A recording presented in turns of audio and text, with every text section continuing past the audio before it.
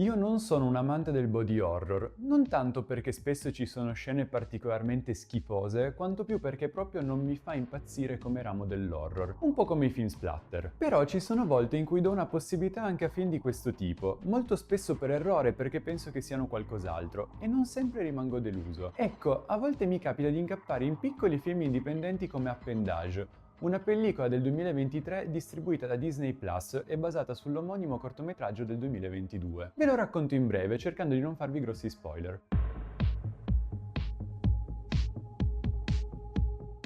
Tutto inizia mostrandoci Anna, interpretata da Edley Robinson, presente in Piccole donne, The Pale Blue Eye e Tutti tranne te, che mentre si trova a cena dai genitori inizia a sentire un rigonfiamento sul fianco sinistro che le provoca dolore. Il tutto però passa in poco tempo. Quella stessa sera, più tardi, la troviamo impegnata a cucire un vestito da presentare il giorno successivo al suo capo, Christian, Desmond Borge, presente anche nei Pinguini di Mr. Popper. Mentre sta cucendo però si buca il dito e non si rende conto di aver perso una goccia di sangue sul suo lavoro. Il mattino dopo si sveglia e trova sul suo cellulare alcuni messaggi dal suo capo e il dolore al fianco si ripresenta, solo che non gli dà importanza e si dirige velocemente alla casa di moda. Con lei lavora la sua migliore amica, Esther Kausar Mohamed, presente anche nella serie di The Flash, ed entrambe sperano che Christian accetti le loro creazioni. Quando vedono che sul vestito è presente una goccia di sangue, sperano che il capo non se ne accorga, ma, ovviamente, le cose non vanno come vorrebbero. Nervosa per i rimproveri subiti, Anna inizia a sentire nuovamente dolore e corre in bagno, dove vede che sta sanguinando dal fianco, ma non dà troppo peso alla cosa. Quella stessa sera, però, dopo essere tornata a casa, inizia a disegnare un nuovo vestito ed ecco che il rigonfiamento si ripresenta. Questa volta da esso ne fuoriesce una piccola testa mostruosa con delle piccole braccia, che inizia a ridicolizzarla fino a quando riesce ad estrarsi completamente dal corpo di Anna, la quale sviene. Al suo risveglio si ritrova il mostriciattolo che salta addosso, ma riesce a stordirlo.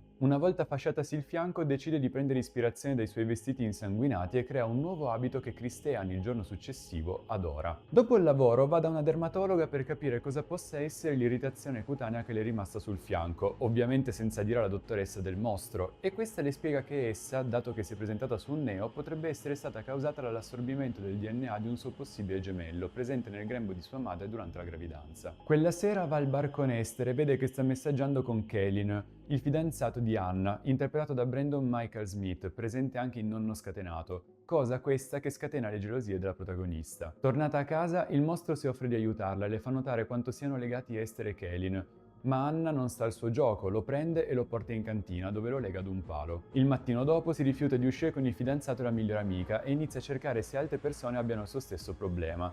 Trova un gruppo di incontro proprio a New York e decide di andare a conoscerli. Qui scopre che si può vivere con le cosiddette appendici, basta semplicemente sedarle con un farmaco inventato da uno di loro. All'incontro fa la conoscenza di Claudia, Emily Hampshire, famosa soprattutto per Schitt's Creek. Il tempo passa e Anne inizia ad allontanarsi sempre di più da Esther e Kaylin e a legare con Claudia. Quest'ultima, un giorno, le dice che non per forza deve silenziare l'appendice e che lei, ogni volta che sta per sedarla, l'ascolta per qualche minuto, perché il mostriciattolo riesce a vedere il futuro e quindi ad aiutarla a vivere la vita al meglio. Anna, incuriosita dalle parole di Claudia, decide di fare un tentativo e ascolta l'appendice. Quando però cerca di sedarla, la siringa è vuota e inizia ad avere le vertigini fino a svenire. Da qui lascio a voi il piacere di scoprire come continua il film.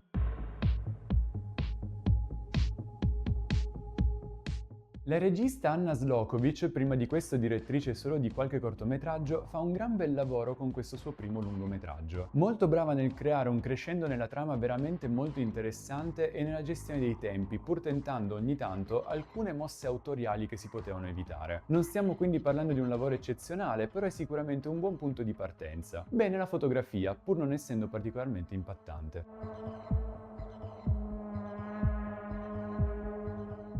Le musiche di Nick Chuba, compositore anche per Codice 999 tra i tanti, non mi hanno minimamente colpito, non aiutano particolarmente a far salire la tensione e rimangono decisamente anonime dall'inizio alla fine della pellicola. Molto bene invece il sonoro.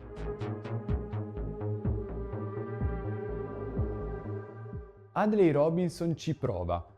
Ci prova veramente tanto, ma non riesce a spiccare, pur essendo assoluta protagonista. Molto brava in alcuni momenti del film, questo assolutamente, ma la sua performance è tante cose, ma sicuramente non memorabile. Stesso discorso per gli attori di supporto, tranne Emily Hampshire, veramente ottima nel suo ruolo e davvero brava nel portare un personaggio piuttosto interessante, anche se trovo che si perda un po' nella parte finale. Molto bene il doppiaggio italiano, tutti fanno un buon lavoro.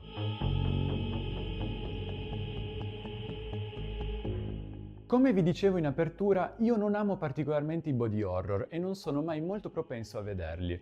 Questa volta l'ho fatto e sono piuttosto felice di aver scoperto questa pellicola, non perché mi abbia particolarmente colpito, ma semplicemente perché mi ha tenuto lì incollato a vederla per capire dove volesse andare a parare. E questo è molto spesso un pregio. Slocovich ha impacchettato un buon film, ben costruito e ben scritto, che ci mostra in un modo decisamente molto fisico come lo stress possa distruggere la mente e il corpo di una persona. Ovviamente la regista dimostra molte lacune, ma sono sicuro che col tempo saprà colmarle, sempre che le venga data fiducia. Ammetto di averci visto un po' di The Substance in questo film, perché pur trattando una tematica diversa e con un budget infinitamente più piccolo, vi sono molte similitudini con esso, a partire dalla tematica del doppio. Però a pensarci The Substance è uscito dopo. In breve è un film che vi consiglio, pur non essendo esso un capolavoro, si gioca bene le sue carte. E voi cosa ne pensate? Fatemi sapere la vostra nei commenti e, ovviamente, non dimenticate il like e il follow.